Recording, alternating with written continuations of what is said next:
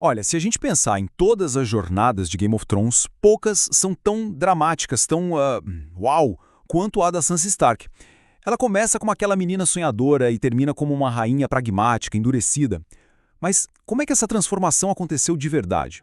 E aí que tá a grande pergunta que deixa todo fã encucado, né? Muita gente olha pra Sansa do final e mal reconhece a garota do começo. Será que o trauma quebrou ela e a refez do zero? Ou tem alguma coisa mais profunda aí?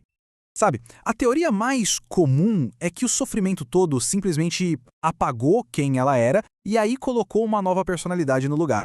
Mas se a gente olhar com as lentes da psicologia, a gente vê que não é bem assim, não.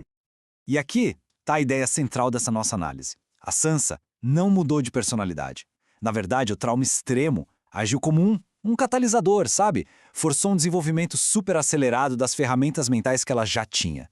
Ela se tornou a versão mais poderosa dela mesma. Ok, então vamos mergulhar nisso. Para entender esse quebra-cabeça, a gente precisa primeiro saber qual é o tipo de personalidade fundamental dela. Aquele que ficou firme e forte o tempo todo. Do ponto de vista da psicologia, a Sansa se encaixa direitinho no tipo de personalidade ISFJ, mais conhecido como o protetor. E para entender a jornada dela, a gente precisa dar uma olhada nas 4 ferramentas mentais que definem esse tipo. Pensa nisso como se fosse o sistema operacional da mente dela. Agora, vamos abrir essa caixa de ferramentas e analisar a função mais importante de todas. Aquela que ditou, quase todas as ações dela desde aquele começo ingênuo até o final magistral. A função principal da Sansa é a sensação introvertida, ou Si. Tenta imaginar isso como um arquivo gigantesco dentro da cabeça dela. A Si não está muito focada no que acontece agora, no momento, mas sim em como o presente se compara com as experiências e os padrões do passado que foram assim meticulosamente arquivados. E essa frase da própria Sansa é a descrição perfeita de como a Siu funciona. Não é sobre ser rápido, sobre improvisar. É sobre um aprendizado que é lento, constante e totalmente baseado na experiência. E uma vez que a Siu arquiva uma lição, essa lição nunca mais é esquecida.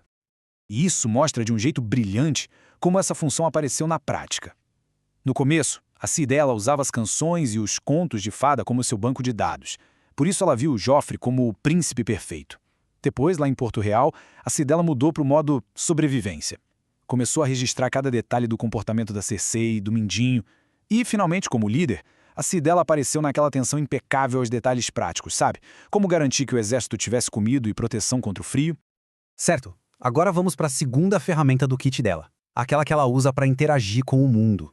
E é exatamente aqui que o contraste com a irmã dela, a Arya, se torna essencial para a gente entender a Sansa. A segunda função dela é o sentimento extrovertido ou fé. É como se fosse uma antena social, sempre focado em manter a harmonia do grupo e em entender o que é socialmente esperado. Para Sansa, principalmente em Porto Real, essa cortesia não era fraqueza de jeito nenhum. Era uma armadura essencial para sobreviver. E aqui a gente vê a diferença gritante. A Arya, que usa o sentimento introvertido, o Fi, vive pela autenticidade interna. Ela se recusa a ser uma lady porque simplesmente não é quem ela é. Já a Sansa, com seu Fê, prioriza a harmonia externa. Ela mente sobre o que aconteceu no Tridente não por maldade, mas porque o instinto dela é apaziguar a autoridade, evitar o conflito, mesmo que para isso ela tenha que sacrificar a própria verdade. E é exatamente aqui que o trauma entra em cena. O sofrimento extremo não mudou as funções principais dela, mas a forçou a acessar e desenvolver muito rápido as partes mais fracas e menos usadas da sua personalidade. Foi isso que criou aquela Sansa sombria que a gente viu mais tarde, né? Sob estresse, a Sansa desenvolveu sua terceira função, o pensamento introvertido ou Chi. Essa é uma função de lógica fria.